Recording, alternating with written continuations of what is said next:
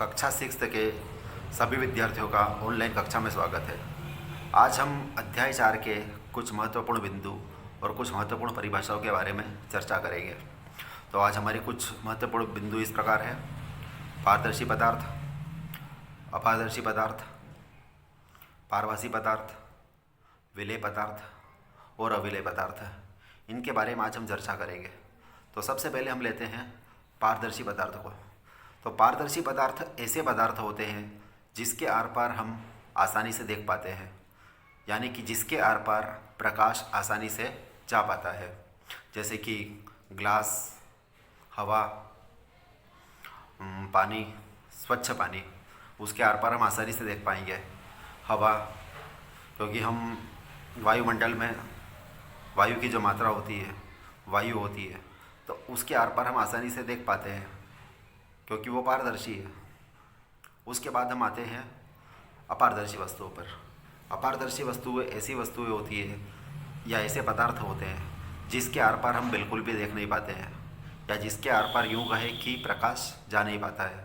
जैसे कि दीवार, कागज, दरवाज़ा, पत्थर और भी बहुत सारे पदार्थ हैं जिसके आर पार हम देख नहीं पाते हैं, वो अपारदर्शी वस्तुओं के अंतर्गत आते हैं।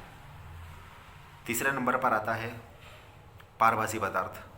पारभासी पदार्थ ऐसे पदार्थ होते हैं जिसके आर पार हम देख तो पाते हैं लेकिन सब कुछ देख नहीं पाते हैं। उसके आर पार हम कुछ ही वस्तुओं को देख पाते हैं, यानी कि यूँ कहे कि उसके आर पार प्रकाश जा तो पाता है लेकिन पूरी तरीके से गुजर नहीं पाता है। प्रकाश का कुछ भाग ही एक पार से दूसरे पार तक जा सकता है। तो इस प्रकार से ये 3 प्रकार की वस्तुएं होती है। उसके बाद हम आते हैं विलेय पदार्थ और अविलेय पदार्थ, घुलनशील पदार्थ, अघुलनशील पदार्थ। तो ऐसे पदार्थ जो पानी के अंदर आसानी से घुल जाते हैं उनको विलेय पदार्थ कहते हैं।